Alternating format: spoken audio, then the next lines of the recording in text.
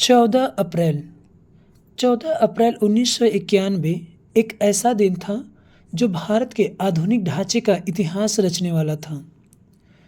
यह दिन भारत को एक ऐसा महान व्यक्तित्व वाला व्यक्ति देने वाला था जो भारत का भविष्य निर्धारित करने वाला था कि आगे का भारत कैसा होगा। भारत के भविष्य निर्धारण में अनेक स्वतंत्रता सेनानियों का अभूतपूर्व योगदान और बलिदान है। मैं अपने दिल से उन स्वतंत्रता सेनानियों को नमन करता हूँ और उनको नमन करने के पश्चात मैं अपने इस बात को आगे बढ़ाता हूँ। आज के इस वीडियो में मैं एक ऐसे व्यक्ति की चर्चा करने वाला हूँ जो अपने समय में सबसे ज़्यादा पढ़ा लिखा और सबसे अधिक डिग्रियाँ हासिल करने वाला था, जिसे भारतीय संविधान का निर्माता कहा जाता है। अब आप इस बात को समझ गए होंगे कि आज के इस वीडियो में मैं किस व्यक्ति की चर्चा करने वाला हूँ और किसके बारे में आपको ये बताने वाला हूँ। जी हाँ, मैं उस व्यक्ति की बात कर रहा हूँ जो भारतीय संविधान निर्माता डॉक्टर भीमराव अंबेडकर की चर्चा करने वाला हूँ। नमस्कार, आपके अपने यूट्यूब चैनल एग्जामरी में आपका स्वागत है। यदि वीडियो अच्छा लगे तो इसे लाइक और शेयर जरूर करिएगा। डॉक्टर भीमराव अंबेडकर का पूरा नाम डॉक्टर भीमराव रामजी अंबेडकर था। भीम नाम इनकी माता भीमा के नाम पर रखा गया था। अंबेडकर नाम इनका कैसे पड़ा, इसकी चर्चा हम आगे करेंगे। भीमराव अंबेडकर 14 भाई थे, जिसमें सबसे छोटे भीमराव अंबेडकर थे। भीमराव अंबेडकर को बाबा साहब के नाम से भी जाना जाता है। बाबा साहब का जन्म 14 अप्रैल 1891 में मध्य प्रदेश में महू गांव में हुआ था। ये महार जाति के थे। इनका गांव रत्नागिरी महाराष्ट्र में था, लेकिन इनका जन्म एमपी में हुआ था। इनके पूर्वज ब्रिटिश आर्मी के कार्य करते थे और इनके पिता भी ब्रिटिश आर्मी में ही रहते थे और इनकी पोस्टिंग जो थी वो मध्य प्रदेश में थी, इसलिए ये अपनी फैमिली के साथ वही रहते थे और इनका जन्म मध्य प्रदेश में हुआ था, लेकिन इनका गांव रत्नागिरी महाराष्ट्र में था। 15 वर्ष की अवस्था में इनकी शादी रामाबाई के साथ हो गया। 1995 में इनकी पत्नी रमाबाई की मृत्यु हो गई, चूँकि अब तक बाबा साहब एक बहुत जाने माने व्यक्ति हो चुके थे। उन्होंने दूसरी शादी 1948 में एक ब्राह्मण महिला से की, जिनका नाम बाद में सविता अंबेडकर पड़ गया। इनकी शिक्षा की बात करें तो उस समय में जब बाबा साहब छोटे थे तो उस समय शिक्षा का चलन छोटी बिरादरियों के लिए अर्थात महार जातियों के लिए बहुत ही परिश्रम और कठिन था। लेकिन फिर भी इन सब बुराइयों को झेलते हुए बाबा साहब ने MSc DSc अर्थात डॉक्टर ऑफ साइंस की भी उपाधि धारण की थी। इन्होंने बहुत सी डिग्रियां प्राप्त की थी। ऐसा बताया जाता है कि जो बाबा साहब थे वे पास लगभग 17 डिग्रियां थी। बाबा साहब के पास लगभग 17 डिग्रियां थी और जिस समय ये पढ़ते थे उस समय में जितना इन्होंने पढ़ा है उतना कोई भारतीय नहीं पढ़ा है, एक सिवा BN राव के। देखिए ये दोनों नाम सेम है, BR अंबेडकर, BN राव, ठीक है। तो अंबेडकर साहब पहले दलित व्यक्ति थे जिन्होंने इतनी डिग्रियां हासिल की थी। उस समय के समाज से हम और आप सभी परिचित हैं कि उस समय के समाज में छुआछूत, उच्च नीच आदि का कितना भेदभाव था, कितना बोलबाला था। स्कूल में बाबा साहब को पानी पीने के लिए खड़ा होकर इंतज़ार करना पड़ता था कि कोई चपरासी आए और उनको पानी पिलाए। ये अपने से पानी भी नहीं पी सकते थे। ऐसा उस समय का जो समाज व्यवस्था था, वर्ण व्यवस्था था। इन्होंने अपने उच्च डिग्री के लिए अमेरिका गए। इन्होंने आर्ट्स, साइंस, फिलॉसफी, इकोनॉमिक्स ऐसी कई पढ़ाई पढ़े और डिग्रियां हासिल की। इनके पिता की भी सोच बहुत अच्छी थी। वे भी उच्च कोटि के सोच रखते थे और इनकी पढ़ाई में इनके पिता ने इनकी बहुत सहयोग किया। बहुत सी किताबें ला के दिया था इनको पढ़ने के लिए। उस समय एक जाने माने राइटर थे जिसको हम सब जानते हैं, आप भी जानते हैं, रविंद्रनाथ टैगोर। तो इनके पिता रविंद्रनाथ टैगोर की भी किताबें लाकर इनको पढ़ने के लिए देते थे ताकि ये एक अच्छे रास्ते पे चल सकें। इनकी माता की मृत्यु हो जाने के बाद इनके पिता ने एक दूसरी शादी कर ली।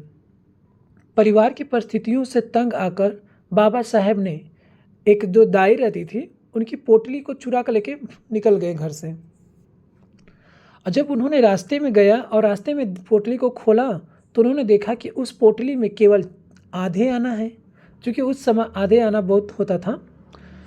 और इनके पिता ने कभी इनको किसी चीज़ की कमी महसूस होने नहीं दिया था, तो इनको लगता था कि इनका परिवार धनी है, अमीर है। लेकिन पोटली देखने के बाद इनको ऐसा लगा कि ये गलत है, इनका परिवार धनी नहीं है, बल्कि इनको परिवार को इनके सहारे की ज़रूरत है। और फिर ये वहीं से वापस घर लौट आए। घर आने के बाद इन्होंने फैसला लिया और निर्णय किया कि ये खूब पढ़ेंगे। उस समय में जितना डिग्री इस दलित को थी उतनी पढ़ी लिखी कोई नहीं थी, और ना ही इनके बराबरी का किसी के पास डिग्री थी सिवा BN राव के।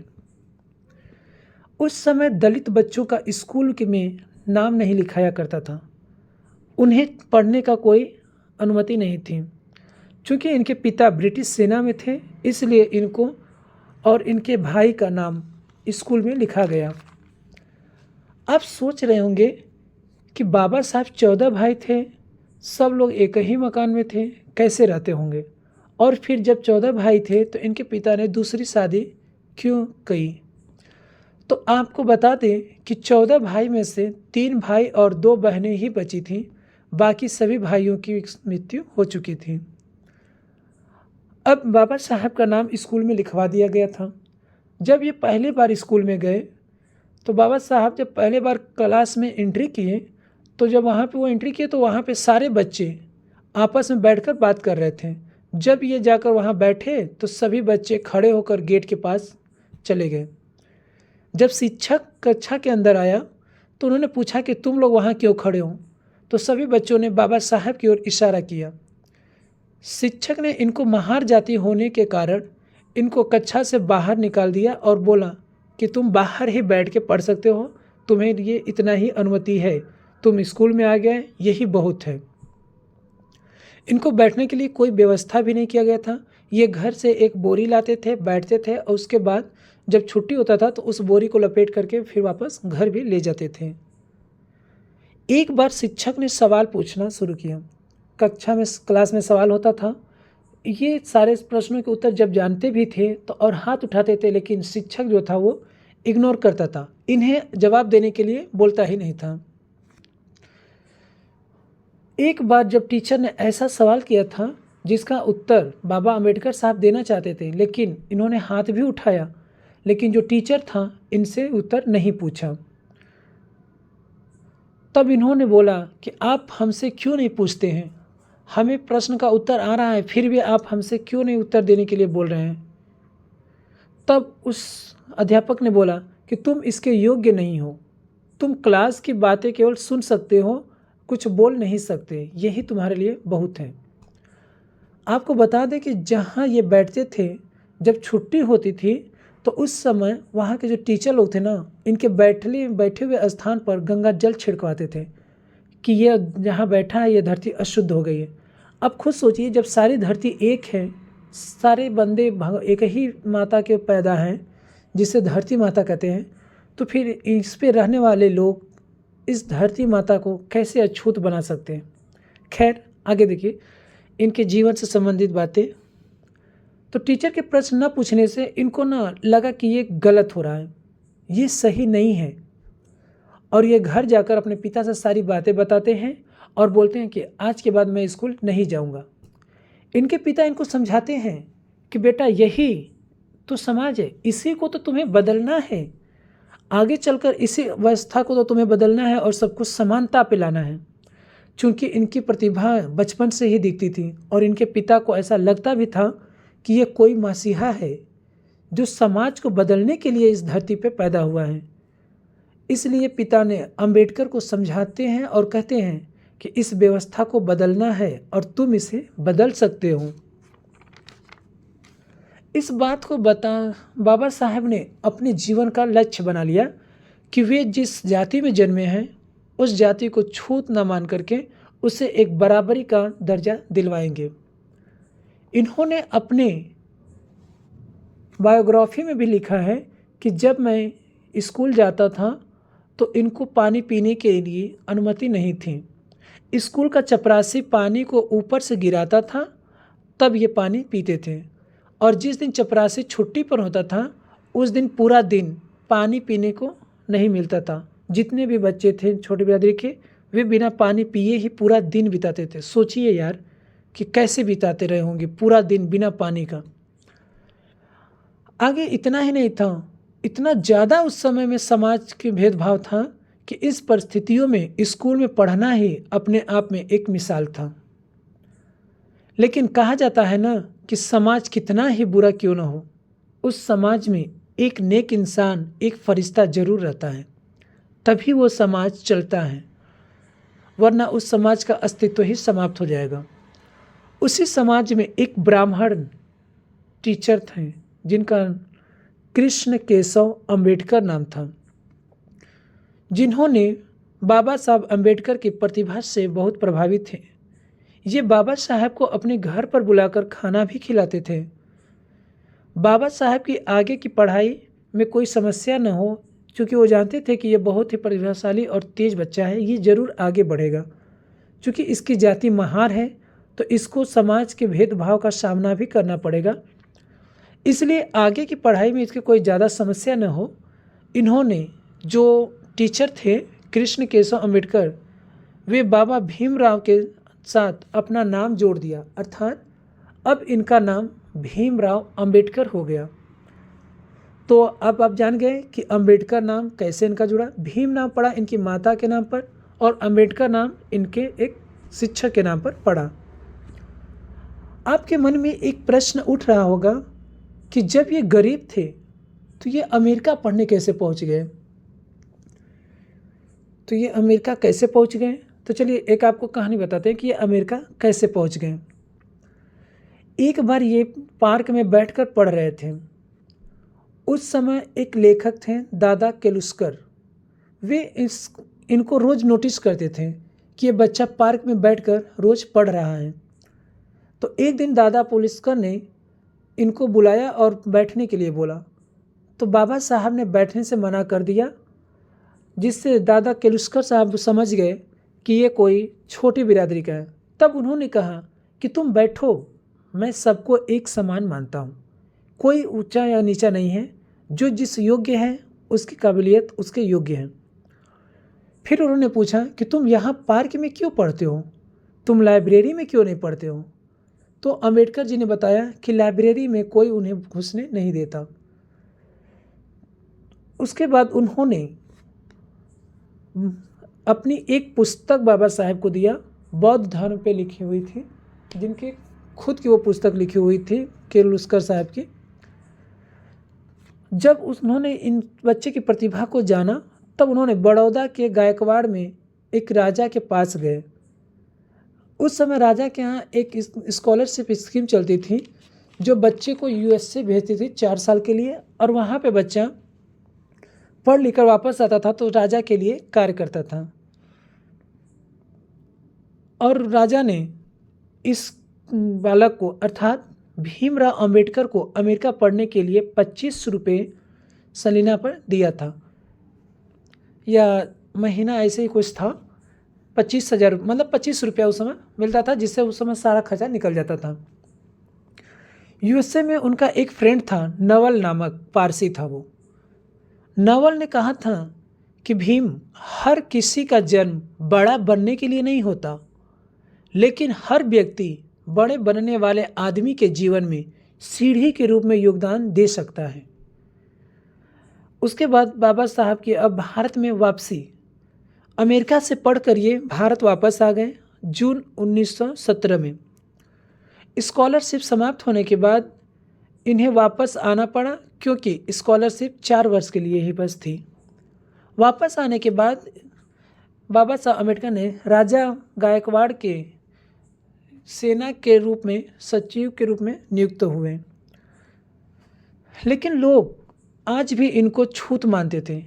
आज मतलब कि जब ये वहाँ से पढ़कर आ गए और सेना के संयुक्त सचिव के रूप में नियुक्त किए गए, तो वहाँ पे जो सेना में लोग रहते थे इन्हें अछूत मानते थे। वहाँ पर इनको रहने के लिए किराए का घर नहीं दिया जाता था। जाति के नाम सुनते ही लोग घर देने के लिए मना कर देते थे। जब ये अपने दफ्तर में एक बार गए तो इन्होंने चपरासी से बोला कि जो फाइलें हैं वो लाओ, लेकिन लोग इनके अंडर में काम करना पसंद नहीं करते थे। वो चपरासी मतलब इतना गुस्से में हो गया कि फाइल तो लाया, लेकिन वो इनके मुंह पे फाइल फेंक के चला गया। आगे चलकर इन्होंने गायकवाड़ की नौकरी भी छोड़ दी। 1918 में मुंबई में ये इकोनॉमिक्स के प्रोफेसर पे नियुक्त हुए। जब ये प्रोफेसर में नियुक्त हुए तो इनकी जाति के कारण यहाँ के जो स्टूडेंट थे उन्होंने इनसे पढ़ने के लिए मना कर दिया। जब उन्होंने यहाँ पे मना किया तो उस कॉलेज का जो मैनेजमेंट था उन्होंने स्टूडेंट को समझाया कि आप एक बार दो बार इस व्यक्ति से पढ़िए, इसको देखिए, ये बाहर अमेरिका से पढ़ के आया है, अगर नहीं ठीक लगेगा तो फिर इसको बाहर निकाल दिया जाएगा। 2 दिन जब बच्चों का लेक्चर इन्होंने लिया तो सारे स्टूडेंट इनके फेवर में हो गए और इन्होंने कहा नहीं, ये बहुत अच्छा टीचर है, हमें ज्ञान चाहिए, और इन्होंने इनसे पढ़ने के लिए तैयार हो गए। लेकिन जो वहाँ के अन्य प्रोफेसर थे वे इनके प्रति भेदभाव रखते थे। अभी भी उनको इतना शिक्षित होने के बाद भी ये इनके मन से भेदभाव की रीति नहीं गई थी। जिस बॉटल से या जिस जग से ये पानी पी लेते थे लोग उसे छूना नहीं चाहते थे। 1920 में कोल्हापुर के शाहू ने इनको समाज के सुधार के लिए कुछ लिखने के लिए प्रेरित किया और उन्होंने बोला कि भीम तुम कुछ लिखो, उसका सारा खर्चा मैं दूंगा। उस समय बाबा भीमराव अंबेडकर ने मूक नायक साप्ताहिक पत्रिका को प्रकाशित करने के लिए प्रेरित हुए और उन्होंने मूक नायक साप्ताहिक पत्रिका प्रकाशित किया। इन्होंने बहिष्कृत हितकारिणी सभा की भी गठन किया। किसने? बाबा भीमराव अंबेडकर ने। डॉक्टर भीमराव अंबेडकर ने बहिष्कृत हितकारिणी सभा को शिक्षा के लिए प्रेरित किया और उन्होंने यह कहा कि शिक्षा एक ऐसा धन है जिसे आप लोगों से कोई चुरा नहीं सकता और शिक्षा के द्वारा आप समाज की बुराइयों से मुक्त हो सकते हैं। अर्थात शिक्षा ही आपको इस समाज की बुराइयों से मुक्त करा सकती है। वेटिंग फॉर अ वीज़ा इनकी अपनी बायोग्राफी है। इसी के साथ इन्होंने अनेक किताबें भी लिखी हैं। इन्होंने पाकिस्तान पर भी किताबें लिखी हैं। बहुत से किताबें इनके जहाज़ में डूब गए जिससे कि पता नहीं चला कि इनकी किताबों में क्या था। 1946 में एक किताब लिखा इन्होंने, हु वेयर द शूद्र, शूद्र कौन है। चूँकि अंबेडकर साहब बहुत पढ़े लिखे थे, इन्होंने बहुत पढ़ा था, फिर इन्होंने कहा कि जो भारतीय समाज ने हमारे समुदाय को शूद्र नाम दे दिया, वास्तव में शूद्र कौन है। इनका यह प्रश्न था कि वास्तव में शूद्र कौन है। इसी के साथ इन्होंने कहा कि मैं जर्मन इतिहासकार मैक्स मूलर, जिसकी थ्योरी थी कि मध्य एशिया से होते हुए आर्य भारत आए थे, बाबा साहब अम्बेडकर ने इस बात को मानने से बिल्कुल मना कर दिया। उन्होंने कहा मैं इस बात को बिल्कुल नहीं मानता। बाबा भीमराव अंबेडकर ने यह भी बताया कि जितना मैंने पढ़ा इससे मैं श्योर हूँ कि शूद्र कोई जाति नहीं थी, बल्कि शूद्र एक तरह से क्षत्रिय थे। बाद में इनको अलग कर दिया गया और शूद्र कहा गया। इस प्रकार शूद्र जो है वो क्षत्रियों से ही कहीं न कहीं अलग हुआ है। अब हम बाबा साहब के संविधान में योगदान की चर्चा करेंगे। ये तो था इनका जीवन का परिचय कि ये अपने जीवन में कैसे कैसे कठिन श्रम कर करके यहाँ तक पहुँचे। अब संविधान में इनका क्या योगदान है, तो संविधान निर्माण की बात करें तो डॉक्टर अंबेडकर साहब को संविधान का निर्माता कहा जाता है। के.वी. राव जी कहते हैं कि सिर्फ पिता ही नहीं, ये माँ का दर्जा भी इन्हीं को दिया जाना चाहिए, अर्थात दिया जाता है। भारतीय संविधान के जनक और जननी ये ही हैं। कौन? बाबा भीमराव अंबेडकर। कौन कहते हैं? तो के.वी. राव जी कहते हैं। संविधान सभा के चुनाव में ये पहली बार बम्बई के सीट से लड़े हुए थे, किंतु वे वहाँ पे हार गए। उसके बाद इन्होंने दूसरी बार चुनाव में बंगाल से लड़े, जो आज बांग्लादेश है। वहाँ से ये मुस्लिम लीग के सहयोग से जीतकर संविधान सभा में पहुँच गए। लेकिन बाद में पाकिस्तान के अलग हो जाने के बाद बंगाल जो था वो पूर्वी पाकिस्तान में हो गया था। उसके बाद M.R. जयकर ने पूना से अपना इस्तीफ़ा दे दिया और वहाँ से बाबा साहब बम्बई से चुनकर आए थे। आपसे एक प्रश्न है, आप कमेंट बॉक्स में उसका उत्तर दीजिए कि बम्बई में जिस जगह से डॉक्टर अंबेडकर साहब चुन कर आए थे उस जगह का क्या नाम था। चलिए आगे बढ़ते हैं। गांधी जी ने कहा था कि अंबेडकर के बिना संविधान का निर्माण नहीं हो सकता, अतः संविधान के निर्माण में अंबेडकर का होना जरूरी है। एक बात और बता दें कि जो M.R. जयकर थे वो अपने मर्जी से इस्तीफ़ा नहीं दिए थे। चलिए उसकी चर्चा हम आगे अभी करेंगे। B.N. राव ने डॉक्टर राजेंद्र प्रसाद से कहा था कि संविधान सभा में लाने के लिए डॉक्टर अंबेडकर को बुलाया जाए। ये बात B.N. राव जी जानते थे कि बिना अंबेडकर के संविधान का निर्माण नहीं हो सकता है। डॉक्टर राजेंद्र प्रसाद ने बम्बई के PM, जो उस समय मतलब मुख्यमंत्री नहीं होते थे, उस समय PM होते थे, B.G. खेर से कहा और B.G. खेर ने M.R. जयकर को इस्तीफ़ा देने को कहा। उसके बाद जयकर ने अपने पद से इस्तीफ़ा दिया और डॉक्टर अंबेडकर साहब वहाँ से चुन करके संविधान सभा पुनः पहुँचे।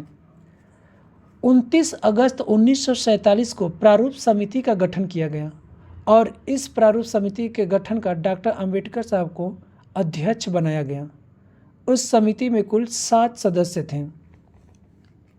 इस सदस्यों में एक सदस्य ऐसा भी था जो अंबेडकर साहब की बातों को हमेशा काटता रहता था, इनकार कर देता था, मानना ही नहीं चाहता था।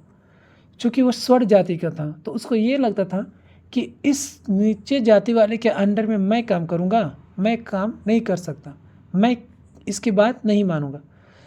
तो डॉक्टर भीमराव अंबेडकर साहब ने उनसे तंग आकर इन्होंने अपना इस्तीफ़ा B.N. राव को देने पहुंच गए। जब इन्होंने अपना इस्तीफ़ा B.N. राव को दिया तो B.N. राव ने कहा कि आप इस्तीफ़ा नहीं दे सकते और उस सदस्य से कहा जो इनकी बातें नहीं मानता था कि यदि आपको डॉक्टर अंबेडकर के अंडर में कार्य नहीं करना है तो आप अपना इस्तीफ़ा दे सकते हैं। ठीक है, तो इस प्रकार बाबा भीमराव अंबेडकर संविधान के निर्माता में एक अध्यक्ष पद पर नियुक्त थे। इतना ही नहीं, शुरू में इन्होंने अपने समुदाय के लिए शुरू में बहुत टारगेट कानून बनाया था और उन्होंने उस पर कार्य भी किया था। लेकिन उन्होंने देखा कि ये केवल अपने समुदाय के लिए ही जरूरी नहीं है बल्कि पूरे देश के लिए ज़रूरी है। तो इन्होंने पूरे इंडिया के लिए अर्थात पूरा इंडिया के विकास को टारगेट बना लिया। केवल एक समुदाय के लिए नहीं बल्कि पूरे भारत का विकास हो। समानता पर इन्होंने बहुत जोर दिया। एक बार जब ये नए नए लीडर के रूप में उभरे थे तो इनके इलाके में एक तालाब हुआ करता था जिस पे नगर पालिका ने सार्वजनिक तालाब घोषित किया था, किंतु वहाँ के लोग महार जाति को पानी पीने से मना करते थे। एक बार डॉक्टर अंबेडकर कई लोगों को अर्थात 100 लोगों से भी ज़्यादा, सैकड़ों से भी ज़्यादा लोगों को लेकर उस तालाब पर पहुँच गए और उनके चारों तरफ ये लोग फैल गए और सबसे पहले डॉक्टर अंबेडकर साहब उस तालाब का पानी पिए। उसके बाद सभी लोग उस तालाब का पानी पीने लगे। लोग बहुत खुश थे और अगले दिन क्या होने वाला था उनको इसका भनक भी नहीं और एहसास भी नहीं था। अगले दिन स्वर्ण जातियों ने, जो स्वर्ण समुदाय थे, उन लोगों ने उनको दलितों की जो पिटाई कर दी थी, इससे बाबा अंबेडकर साहब को बहुत गुस्सा हुआ और उन्होंने समानता के लिए जी जोर से कार्य करने लगे। देखिए, ऐसा कहा जाता है कि गांधी जी और अंबेडकर जी के विचार आपस में नहीं मिलते थे। तो आपको मैं ये बता दूं कि गांधी जी और बाबा भीमराव अंबेडकर जी एक दूसरे के विरोधी नहीं थे। दोनों लोग भारत का विकास चाहते थे, बस इन लोगों के विचार अलग अलग थे। दलित जाति पर कार्य गांधी जी भी करते थे। वो भी चाहते थे कि दलितों का छुआछूत खत्म हो और वे ऊपर आए, उनको भी आगे लाया जाए। और बाबा भीमराव अंबेडकर भी चाहते थे यही।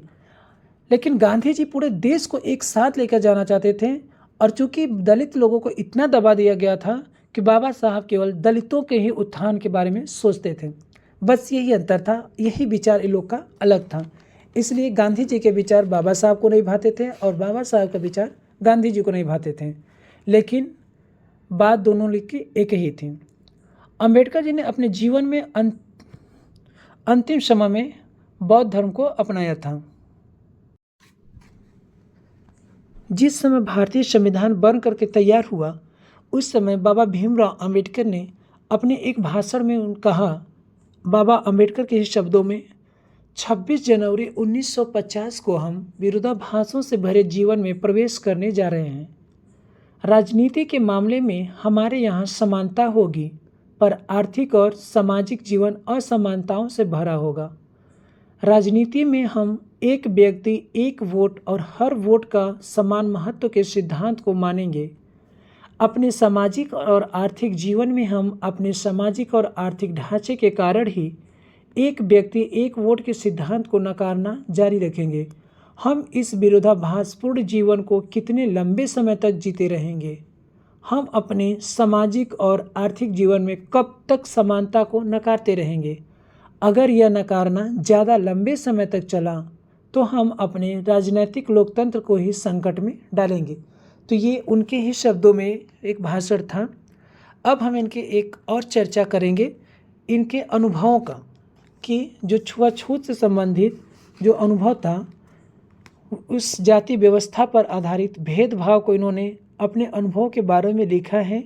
और ये अनुभव इनको 1951 में हुआ, जब ये केवल 9 साल के थे, और ये अपने पिता से मिलने भाइयों के साथ महाराष्ट्र में कोरेगांव जब जा रहे थे। तो चलिए इसको भी हम जान लेते हैं, और ये बाबा भीमराव अंबेडकर के ही शब्दों में जानते हैं। बड़ी देर हमने इंतज़ार किया पर कोई नहीं आया। 1 घंटा बीत गया तो स्टेशन मास्टर पूछने आ गए। उन्होंने हमसे हमारे टिकट मांगे, जो हमने दिखा दिए। उन्होंने पूछा कि हम वहाँ क्यों रुके हुए थे। तो हमने बताया कि हमें कोरेगांव जाना है और हम पिताजी या उनके नौकर के आने का इंतज़ार कर रहे थे, लेकिन दोनों में से कोई भी नहीं पहुँचा था और हमें पता नहीं था कि कोरेगांव कैसे पहुँचते हैं, कोरेगांव का रास्ता कैसे है। हमने बहुत अच्छे कपड़े पहन रखे थे। हमारे कपड़ों और बोली से कोई भी यह अंदाज़ा नहीं लगा सकता था कि हम अछूतों के बच्चे थे। निश्चय ही स्टेशन मास्टर को यह लगा कि हम ब्राह्मण के बच्चे हैं, और वे हमारी मुश्किलों को देखकर बड़े परेशान हुए, जैसा कि हिंदुओं में होता ही है। स्टेशन मास्टर ने हमसे पूछा कि हम कौन हैं।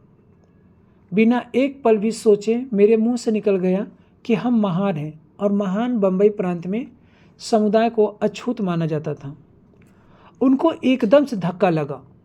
किसको? स्टेशन मास्टर को।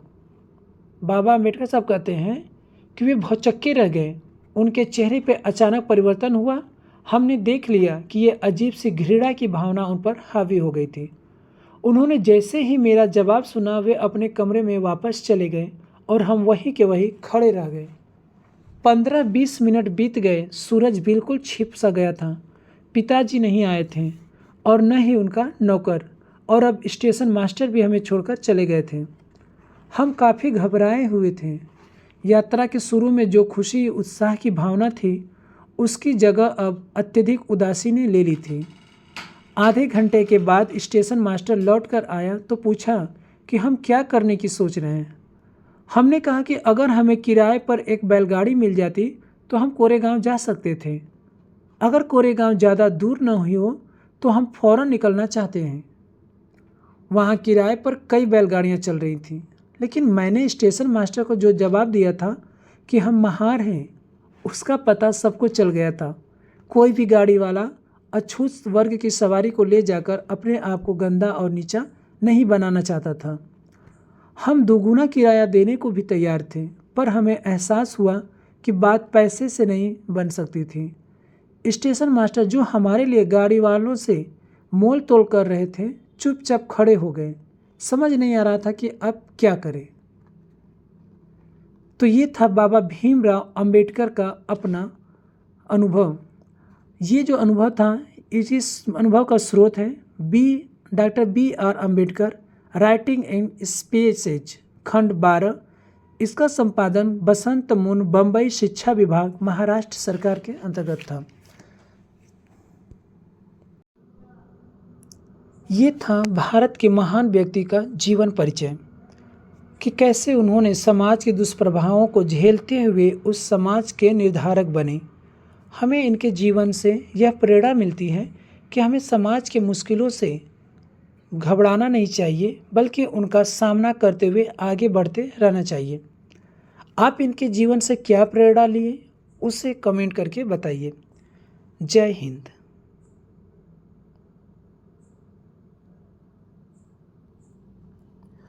यदि वीडियो आपको अच्छा लगे तो चैनल को सब्सक्राइब कर लीजिएगा, जिससे कि ऐसे ही वीडियो आपको प्राप्त होता रहे।